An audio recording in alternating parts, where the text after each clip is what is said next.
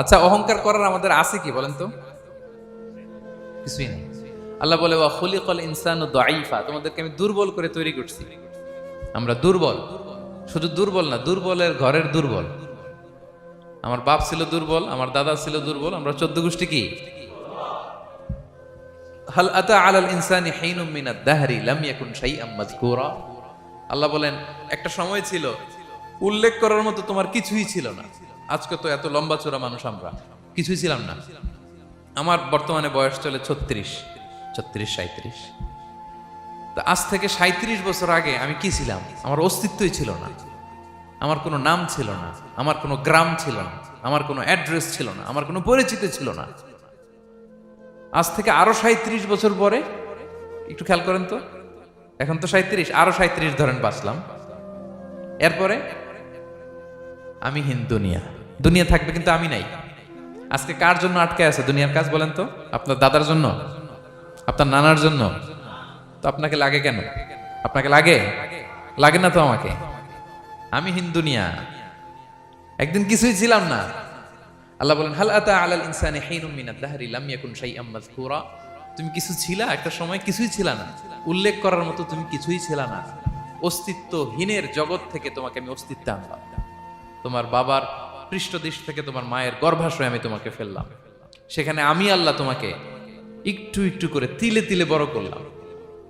9 মাস 10 মাস পরে মায়ের পেট থেকে দুনিয়াতে তুমি আসলে। দেখেন তো দুনিয়ায় আসার পরে আমাদের অবস্থাটা কি? কাপড় নাই, চোপন নাই, এভাবে চলে আসছি।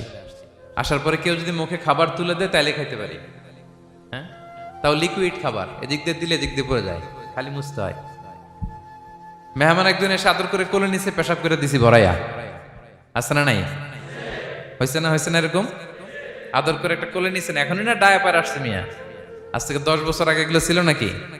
প্যাম্পাস ডায়াপার ছিল, এই কাঁথা টাতা নিয়ে কোলে নেওয়া লাগতো, এরপরে দিছে ওদিক দিয়ে জামা টামা ভিজে শেষ। ইভেন রাসূল সাল্লাল্লাহু আলাইহি ওয়াসাল্লামের কোলেও এরকম বাচ্চারা পেশাব করে দিছে, এরকম হাদিস আছে।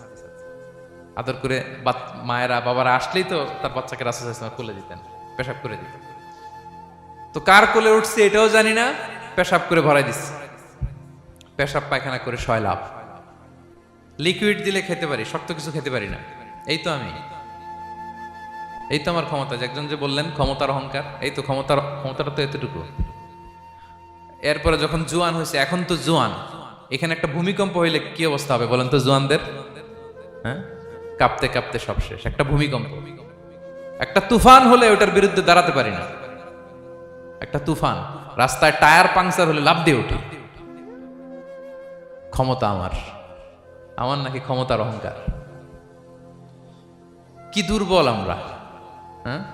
কুকুর আমাদেরকে কামড় দিলে আমরা কুকুরের কামড়ও দিতে পারি না, ঠিক কিনা? মশা যে কামড়ায়, এটা ধরতে না পারলে কিছু করতে পারি? কামড় মাইরা দিছে দৌড়। বল্লা পোকা এসে যদি কামড় দিয়ে দৌড় দিয়ে কিছু করতে পারেন? তো কিসের কিসের ক্ষমতা আপনার? এরপর আবার যদি 70-80 বছর হায়াত পাই, আবার আগের মতো যেখানে বসি ওইখানেই ডাইরেক্ট, আছে না নাই? বয়স যখন 80 হয়ে যায় আর থাকে শরীরের কন্ট্রোল, আবার যেখানে বসে ওইখানেই পেশাব পায়খানা। খাবার দিলে খাইতে পারি, পিঠটা বাঁকা হয়ে কুজু হয়ে গেছে, এর নাকি আবার অহংকার। সাজে অহংকার, সাজে অহংকার সাজে একজনের, আওয়াজ করে বলতে হবে তিনি কে?